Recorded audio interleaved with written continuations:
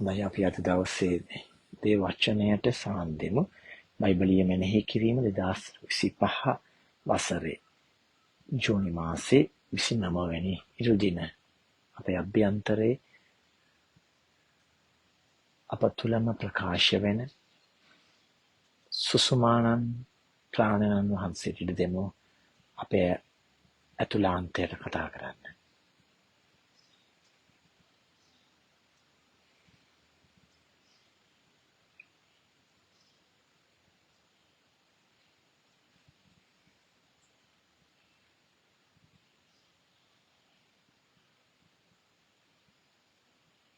හොඳයි. අපි කියවන්නට යමු වෙනවා මතීයු තුමාගේ සුවිශේෂයේ 16 වෙනි පරිච්ඡේදය 13 සිට 19 දක්වා.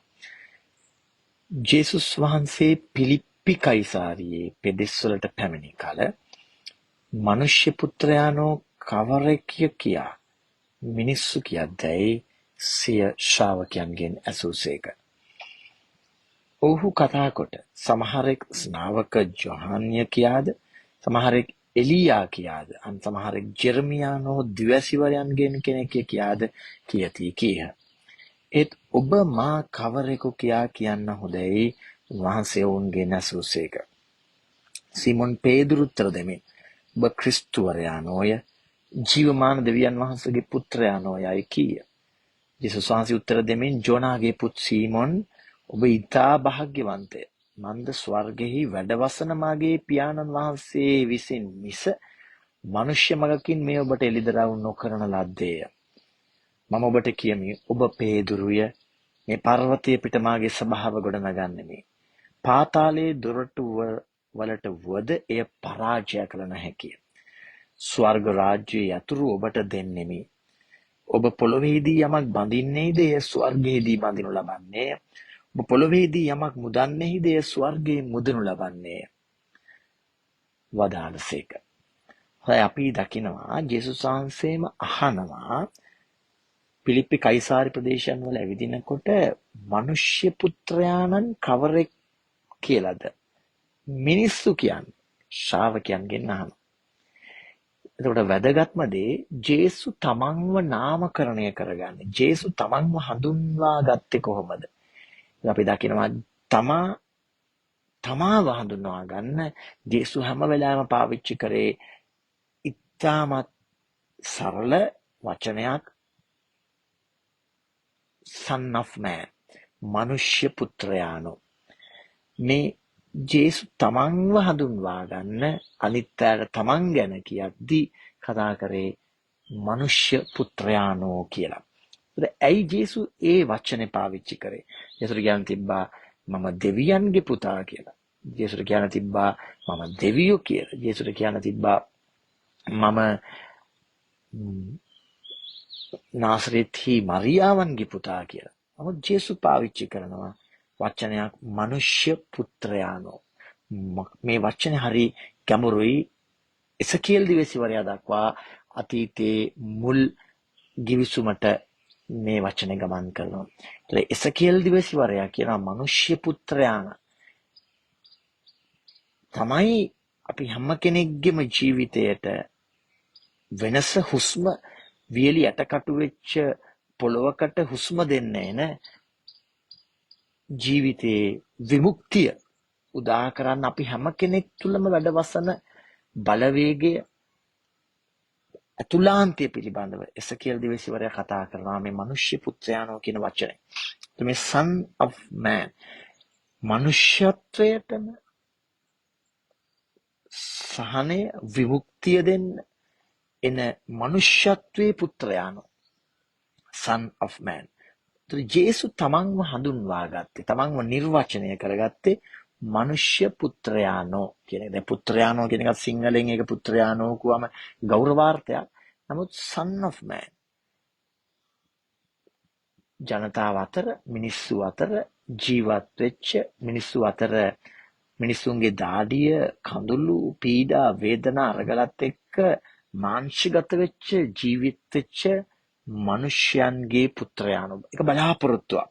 හේතුව මේ වෙනකොට ඊශ්‍රායල් ප්‍රදේශයේ ජනතාවගේ තිබ්බ මානසිකත්වය තමයි මේ වෙනස කරන්න පුළුවන් කිසි කෙනෙකුට නෙමෙයි. මේක කරන්න පුළුවන් රෝම අධිරාජ්‍යයට. අධිරාජ්‍ය නියෝජිතයෙකුට සීසර් වගේ රෝම අධිරාජ්‍ය නියෝජිතයෙක්ව තමයි මේ මනුෂ්‍යත්වය නැත්තම් තියෙන පීඩා වේදනා මේ සියලුම පීඩාවල් වලින් ආර්ථික දේශපාලනික මානසිකව කඩාවැටීම් වලින් ගොඩනගන්න පුළුවන් සීසර් වගේ අධිරාජ්‍යයකට එහෙම නැත්නම් ප්‍රභූවරයෙකුට විතරයි කියන්නේ. මොකද ජේසුස් යමනම් පාවිච්චි කරනවා මම සාමාන්‍ය මිනිස්යන්ගේ පුත්‍රයෙක් කියන වචනේ.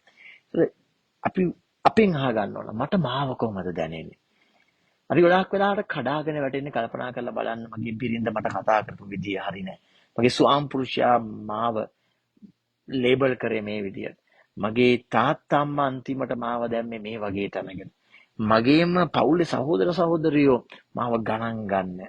මගේම ආදරවන්තයා අන්තිමට කිව්වේ ඔයා මට මහ වදයක් කරදරයක්. දැන් අපි ගොඩක් වෙලාවට විඳවන්නේ ජීවිතේ ඇයි අපි ළඟින්ම ඉන්න ආදරය කරන අය අපිට දෙන නාමකරණයන් අපිට දෙන ප්‍රති ආදරයන් වල අගහිඟකම් ඇතුලේ අපිව නිර්වචනය කිරීම ඇතුලේ නේ අපි මුලින්ම ආදරෙන් කතා කරපු අය අපිට පස්සේ ඔයා මෙයා තමුසේ කියලා අන්තිම නරක වචන අන්තිම සත්ත්ව උද්‍යානයකවත් අහන්න වෙන්නේ නැති නරක වචන වලින් අපිව ආමන්ත්‍රණය කරලා අපි මානසික කඩා වැටෙනවා. දැන් මේ කඩා වැටීමට එරෙහිව නැගිටින්න වැදගත් වෙනවා මම මාව නම් කරගන්නේ කොහොමද? ඔව් අපි ඔක්කොම නමක් තියෙනවා. ජේසුට නමක් තිබ්බා. ඒ සමාජයේ ඒ අරමයික් භාෂාවෙන් තිබ්බ යේෂුවා නැත්නම් ජීසස් නැත්නම් ජේසු කියන මේ යේෂුවා කියන වචනේ අරමයික් භාෂාවෙන් ජේසුට දීලා තිබ්බ නම. ජීසස් කියන එක පස්සේ ඉංග්‍රීසියට පරිවර්තනය වුණාට අරමයික් භාෂාවෙන් යේෂුවා. ඒත් මේ යේෂුවා කියන වචනය නමට වඩා ජේසු එයින් එහාට ගිහිල්ලා පාවිච්චි කරනවා මිනිස්සු අතර කතා කරද්දී මෙන්න මම මනුෂ්‍ය පුත්‍රයාණන් නාවේ සේවය ලැබීමට නො සේවය කිරීමට බොහෝ දෙනෙකුගේ ගැලවීම විමුක්තිය පිණිස ජීවිතේ පුජ මම මාව කොහොමද හඳුන්වා ගන්න? ඔබට ඔබව කොහොමද දැනෙන්නේ? මේක හරි වැදගත්. නිසා තමයි අපිට විපස්සනාවක් එහෙම නැත්නම් අපි භාවනාවක් මෙනෙහි කිරීමක් අවශ්‍යයි. මම මාව හඳුන්වා ගන්නේ කොහොමද? ළඟදී එක තරුණයෙක් මට කියනවා ෆාදර් මම ජීවිතේට ඔරලෝසුවක් දාලා නැහැ.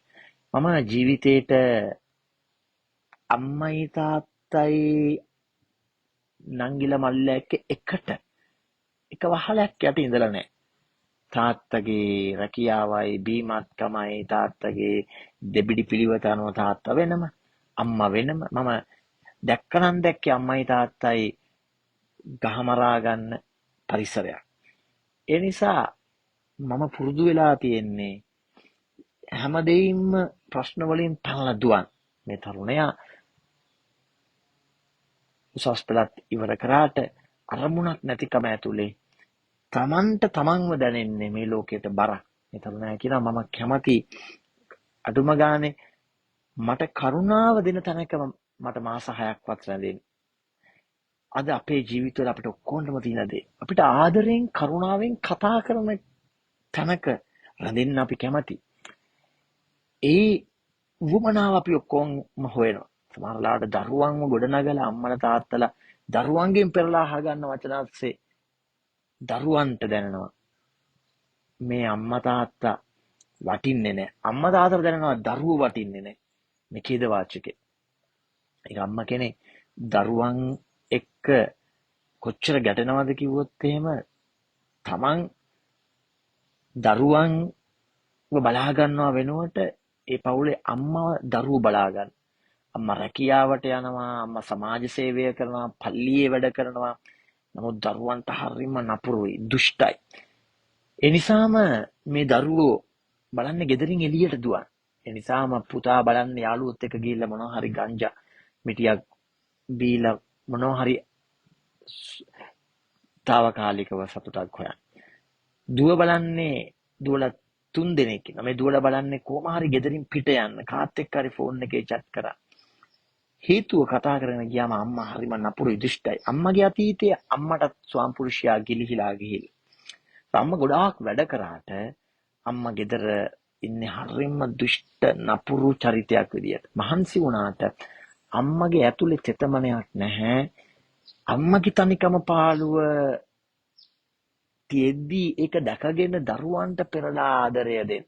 ආදරය කරන අම්මලා දහස් ගාණක් ඉන්නකොට අපි අතරම ඉන්නවා තාත්තලා අම්මලා තරුණ තරුණිය දුවලා පුතාලා මහ දුෂ්ටත්වයකින් නපුරුකමකින් කරුණාවන්ත වචනයක් එළියට එන්න කිසිම ඉඩක් නැති මිනිස් කොට්ටාශ. බස් එකේ මම ඊයේ දවසේ යනකොට මම ගිහිල්ලා එක සීට් එක වාඩි වෙනවා. ඒ සීට් එකේ දෙන්නෙක් යන්න පුළුවන් සීට් එකක් එක්කෙනයි වාඩිලා හිටියේ. තා හොඳට සුදු කළු කමෙන්සේකුයි කරිසමුකේ ඇඳගත්ත මේ රැකියාවක් කරන අද්දිකට ඇඳපු සපත්තු දාගත්ත මහත්තයෙක්. ලයි සීට් එකේ වාඩි වෙලා ඉන්නේ මෙහෙම අත් දෙක මෙහෙම තියාගෙන හරියට නිකන් රාජාසනේ වාඩිලා ඉන්නවා වගේ. මේ බස් එකේ සීට් එකේ දෙන්නෙක් වාඩි වෙන්න පුළුවන් කියලාවත් හිතලා චුට්ටක් හරිබරි ගහිලා පොඩ්ඩක් සංවේදී වෙන්න උවමනාවක් නැහැ. මම කල්පනා කරේ මේ මිනිස්සයා මේ අහසින් කඩන් වැටිච්ච මිනිස්සෙක්. බස් එකේ ගිහිල්ලා නැති මිනිහෙක්ද? දැන් අපේ ජීවිතේ අපිට ඒ වගේ මිනිස්සු හම්බුන ගහනවා. තමන්ගේ මමත්වයෙන්, තමන්ගේ තනතුරෙන්, තමන්ගේ ඇඳුමෙන්, තමන්ගේ බාහිර ලස්සනින්, තමන්ගේ සල්ලිපනම්, තමන්ගේ සාක්කුවේ තියෙන බැංකු කාඩ් පත් වලින් ඔළුවේ දිමිච්ච මිනිස්සු කිසි කරුණාවන්තකමක් නැති තෙතමනයක් නැති. දැන් ඒ සීට් එකේ මම වාඩි වෙන්න ගියාම ඒ ඉඩක් නැහැ. ඊට පස්සේ මම හිමින් නිකන් අර එළියට වෙන්න වගේ වාඩි වෙලා හිටියා. හේතුව මට තේරුණා මේ මිනිස්සයා තමන්ගෙන් පිළිලා තමන්ගෙන්ම ඉදිමිච්ච විඳවන මිනිස්සෙක්. ඒක තමයි අර තමන්ට පොඩ්ඩක් තව කෙනෙක් එක්ක අඩුම ගානේ බස් එකේ සීට් එකක වාඩි වෙලාවත් යන්න තරම් අතුලාන්ත නිදහසක් නැති මිනිස්සුන්ගෙන් මේ සමාජය පිරීලා. අපි අහලා බලන්න මමත් එහෙමද. අපි නේද ඩිෆෙන්ස් මෙකැනිසම් කියලා. මම හැම වෙලාවෙම මේ සමාජයේ ඉන්නේ ප්‍රතිප්‍රහාර එල්ල කරන නැත්තම් අනිත්‍යයට නපුරුකම කරලා මම මගේ හිස්තන මගේ පාළුව මගේ බැරිකම නැතිකම වහගන්න පුම්බගත් චරිතයක්. එහෙම අයගේ වචන නිතරම බිරිඳට ස්වාම පුරුෂයාට හරිම නීරසයි, අමිහිරි, කටුකයි. අපි හිතලා බලමු. මගෙන් අද දවසේ පිට වෙන හැම වචනයක් ඇතුළෙම තියෙනවද බලා. ජේසුස් අහනවා ඇත්තටම ඔබට මොනවද දැනෙන්නේ මං ගැන? මිනිස්සු මං ගැන මොනවද කියන්නේ? හේතුව ජේසුස්ට දනවන්න ඕන ඔබට ඔබව දැනෙන්නේ කොහොමද? ජේසුස් අහන්නේ මිනිස්ය පුත්‍රයාණෝ ගැන මිනිස්සු මොකද කියන්නේ? ජේසුස් පිළිබඳව කියවීමක් තියෙනවා. මනුෂ්‍යත්වයේ පුත්‍ර භාවය, මනුෂ්‍යත්වයේ ඵලය, ආදරේ ඵලය. ජේසුස් ඒක ඇතුලේ අපි කියනවා පර්සනලයිස් කරගෙන තමන් තුළම පෞද්ගලිකකරණය කරලා තියෙනවා මනුෂ්‍යත්වයේ උපතක් විදියට. අපි මොනවද අපේ තුල අපි පර්සනලයිස් කරලා තියෙන්නේ? අපි මොනවද අපි තුල පෞද්ගලිකකරණය කරලා තියෙන්නේ? සමහර ලාවට තියෙන නැහැකියාව, දුබලකම, මට අහිමි වෙච්ච දේවල්, අනිත් මිනිස්සු මට දුන්නු ලේබල් ඒව වලින් නම් අපි ගොඩාක් වෙලාවට අනිත් අයගෙන් බලෙන් ආදරය ගන්න, අනිත් අයව බලෙන් පා ගන්න, රිද්දන්න, වචනකින් බැරි නම් අපේ නිහඬතාවයෙන් හරි අපි උත්සාහ කරනවා. ජේසුස් හද්දි මනුෂ්‍ය පුත්‍රයන්ගට මිනිස්සු මොකද කියන්නේ කියලා. එතකොට ශ්‍රාවකයෝ කියනවා ජෙරමියා කියලා කියනවා, එලියා කියලා කියනවා, මෝසෙස්. ජේසුස් කියනවා හරි. ඒ අනිත් අය අපි ගැන හිතන විදිහ. ඒක වැදගත්. පිටින් විට අපිට අපේ තුලම අහන්න ඕන මගේ වැඩ කරන ස්ථානයේ, මගේ පල්ලියේ, මගේ ගමේ මිනිස්සු මං ගැන කොහොමද දකින්? හැබැයි ඒකට බය වෙන්න නෙමෙයි. ඉගෙන කියවීමක් තියෙන්න අවශ්‍යයි. ඊට පස්සේ ජේසුස් අහනවා ඔබට මම කවුද? ඒක හරි වැදගත්. ඔබට මාව දැනෙන්නේ කොහොමද? එතකොට තමයි පේදුරු කියන්නේ ඔබ ක්‍රිස්තුවරයා නෝය. ඒ කියන්නේ the anointed, the Christ, the anointed. ආලේපිත තනත්තා ඔබ ජීවමාන දෙවියන් වහන්සේගේ පුත්‍රයා නෝය. ජේසුස් කියන්නේ මම මනුෂ්‍ය පුත්‍රයා. නමුත් පේදුරු කියනවා ජීවමාන දෙවියන් වහන්සේගේ පුත්‍රයා නෝ. මේ වචනේ මොකක්ද මේ? Son of Almighty God, Son of Living God. මේ ජීවමාන දෙවියන් වහන්සේගේ පුත්‍රයා කියලා පේදුරුට කියන්නේ අතුලාන්තයෙන් එන්නේ කොහොමද? එතකොට ඒකත් අපි තීරුම් ගන්න ඕනේ ඒ කාලේ හැටියට බලවත් කියලා සම්පූර්ණයෙන්ම සමාජයේ ලේබර් කරලා තිබ්බේ අධිරාජ්‍යයට. දෙවියන්ගේ නියෝජිතය තමයි අධිරාජ්‍ය. සීසර් අධිරාජ්‍ය.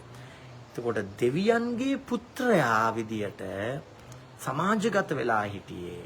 එහෙම නැත්නම් අපි කියනවා ප්‍රභූගත වෙලා, ව්‍යුහගත වෙලා හිටියේ දෙවියන්ගේ පුත්‍රයා. දෙවියන්ට පස්සේ ඉන්නේ අධිරාජ්‍ය. the emperor. එයා තමයි දෙවියන්ට පස්සේ ඉන්නේ. ඒ නිසා දෙවියන්ට වඳිනවා වගේම අධිරාජ්‍යයට වඳිනවා. දැන් පේදුරු වගේ දීවර ප්‍රජාව අතරින් ආපු බදුබර උහුල ගන්න බැරි ජුදා ආගමේම තිබ්බ නීති රීති වලට හෙම්බත් වෙලා ණය වෙලා උඩුස්ස ගන්න බැලුව පීඩාවෙන්ද පන්තියක් තිබ්බා.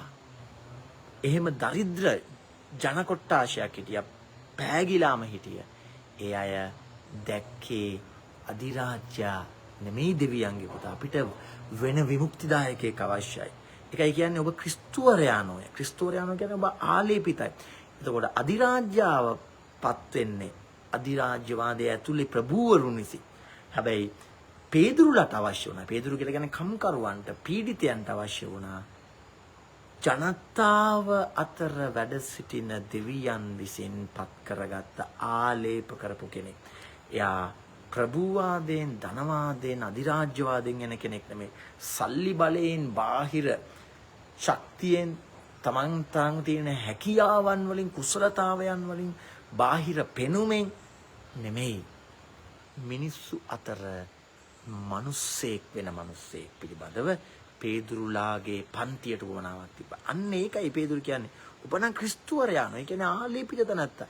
ආලේපිතයි කියලා කියන්නේ මිනිස්සු අතර ජීවත් වෙන්න, විමුක්තිය ගේන්න ආලේපිතයි. තෝරගත්ත කෙනෙක්. දෙවියන් වහන්සේගේම සත්‍ය වෙනුවෙන් පෙනී ඉන්න කෙනෙක්. ඒකයි කියන්නේ ජීවමාන දෙවියන් වහන්සේගේ පුත්‍රය. අර දෙවියන්ගේ පුත්‍රයා සීසර් කියන අධිරාජ්‍යයට විකල්පීයව එරෙහිව මෙන්න අපිට අලුත් විකල්ප සේවක නායකයෙක්. එනිසා මේ පේදුරු කිව්ව වචන අද ගොඩාක් වෙලාවට අපි ගොඩාක් වෙලාවට අර්ථ ගන්නවන්නේ. අර්ථ කතනය කරන්නේ. ගොඩාක් දේශනාවල මේක හුදු ආගමික අධ්‍යාත්මික නමක් විදියට. ඔබ ක්‍රිස්තුවරයානෝය. ඔබ ජීවමාන දෙවියන්ගේ පුත්‍රයෙක් වම අපි ඒක ගන්න ගොඩාක් වෙලාවට බයිබලයේ අපි කියවන්න පුරුදු වෙලා තියෙන්නේ එක කෝණකින් විතරයි. නමුත් ඒකේ පුළුල් අවබෝධයට ගියාම පේනවා ඔබ ක්‍රිස්තුවරයානෝ, ඔබ ජීවමාන දෙවියන්ගේ පුත්‍රයානෝ කියලා කියන්නේ අධ්‍යාත්මික ගැඹුරු ප්‍රකාශනයක්. එයින් එහාට ගියපු දේශපාලනික ගැඹුරු ප්‍රකාශන. කියන්නේ ඔබ තමයි ජනතාවගේ විමුක්තිය. ඒක ආර්ථික සමාජීය විග්‍රහයක් තියෙනවා. මොකක්ද විග්‍රහය? පවතින ව්‍යුහාත්මක ක්‍රමය. එක පැත්තකින් රෝම අධිරාජ්‍ය කියන මමයි දෙවියන්ගේ පුතා, මට තමයි මේ ලෝකේ අයිතිය තියෙන්නේ කියලා බලෙන් තණ්හාවෙන් අයිති කරගත්ත එක. ඒත් එක්කම රෝම අධිරාජ්‍යයට ගැතිකම් කරන නායක පූජකයෝ කයිපාස් කියන මේ නායක පූජක සමූහය කියනවා අපි තමයි දෙවියන්ගේ සත්‍ය ඔබට කියන්න මේ ආගමික නායකයෝ. හැබැයි දැන් මේ පවතින ක්‍රමයට විකල්පීයව වඩුවෙක්ගේ පුතෙක්, නාසරෙත්හි මරියාවන්ගේ පුතෙක්, මේ වෙනකොට වැන්දබු මරියාවන්ගේ පුතෙක් මෙන්න ජීවමාන දෙවියන්ගේ පුත්‍රයා කියලා දකින, ඒ ගැන ප්‍රකාශ කරන නිර්භීතකමක් පේදුරුලගේ පරම්පරාවට තියෙනවා. ඒකෙන් පේදුරු ඇතුළු මේ ශ්‍රාවකයෝ කියන්නේ මොකද්ද? අපි පවතින අධිරාජ්‍ය පිළිගන්නේ, පවතින ආගමික නායකත්වයේ පිළිගන්නේ. ජුදා ආගමික නායකත්වය කියන්නේ කෙලින්ම රෝම අධිරාජ්‍ය විසින් නඩත්තු කරපු මහ බලව්‍යුහය. ඒ බලව්‍යුහයට පහරක් ගහන එක තමයි ජේසුට කියනකොට ඔබ ජීවමාන දෙවියන්ගේ පුත්‍රයා කියන එකේ තියෙන ගැඹුරු දේශපාලනික අර්ථය. ඒක අවබෝධ කරගත්තම අපිට පේනවා අපි කාගවත් පස්සේ යන්න ඕනේ නැහැ.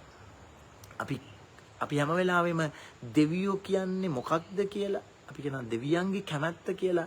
අපි තවත් පූජකයෙක්ගෙන්, තවත් නායකයෙක්ගෙන්, තවත් අමුතු බලය තියෙන කෙනෙක්ගෙන් අහන්න යනවා. අද අපි දන්නවා පෑගුණු දරිද්‍ර දිලිඳු සමාජයේ ඉඳලා ඉහළ ධනවත් සමාජය දක්වාම ප්‍රශ්නයක් වුණාම දුවන්නේ කොහෙන් හරි කවුරු හරි කෙනෙක් අපිට කියයි මොකක්ද ඊළඟට වෙන්න යන්නේ ශාස්ත්‍ර කියනවා වගේ අංජනම් මිලි බලනවා වගේ මේ ධනවත් මිනිස්සු බව දුවනවා නේ මිරකල් ඩෝම්ස් කියලා කියන්නේ අපි මහා ප්‍රාත්‍යාරය පස්සේ දුවනවා ඒ මොකද අපිට හැම වෙලාවෙම උගන්වලා තියෙනවා මම වටින්නේ නැහැ අපි ඇතුලේ නෙමෙයි බලය තියෙන්නේ මගෙන් පිට බලයක් ඒ නිසා හැම වෙලාවෙම බලය ආරූඪ කරනවා පවතින රජයක් වෙන්න පුළුවන් පවතින බලවේගයකට වෙන්න පුළුවන් තවත් අපිට වඩා ඉහළින් කියලා හිතෙන අමුතුයි කියලා හිතන අධ්‍යාත්මිකයි කියලා හිතන අයගේ පස්සේ තමයි අපි දුවන්නේ. නමුත් ජේසුස් මෙතනදී පැහැදිලිව කියනවා නෑ අපි එකිනෙකා තුළ ඒකයි බලන්න පේදුරුට කියන එකේ බලය තියෙන එකයි.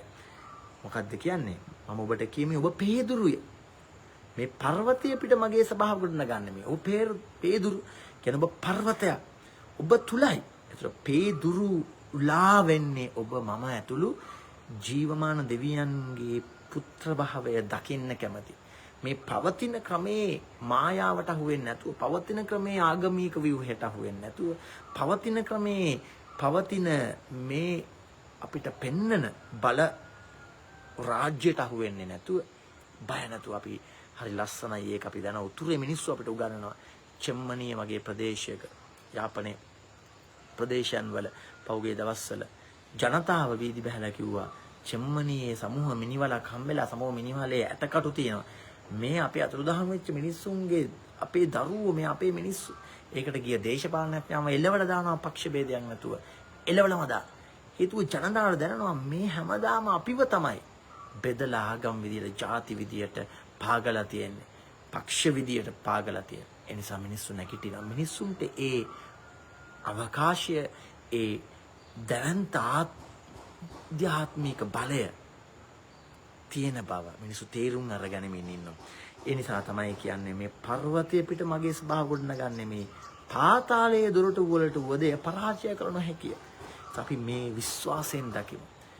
මොනතරම් බලවත් වුණත් අපි ඉදිරියේ තියෙන ප්‍රශ්නය, අපේ අසනීම, අපේ රෝග, අපේ පීඩා, අපේ සූරාකම් අපි හිතනවා වෙන විදියක් නැහැ මේක තමයි එකම විදිය කියලා නැහැ. පාතාලයේ දොරටු වලට වද කියන්නේ අඳුරේ බලවේග, නපුරේ බලවේග, බලාපොරොත්තු විරහිත භාවයේ බලවේගයන් කාට කවදාවත් නැගිටින්න බැරි යුගයක් පිළිබඳව, පැවැත්මක් පිළිබඳව ජේසුස් කතා කරනවා. ස්වර්ග රාජ්‍යය යතුරු ඔබට දෙන්නේ මේ ඔබ පොළොවේදී යමක් බඳින්නේද ස්වර්ගීය බඳිනු ලබන්නේ.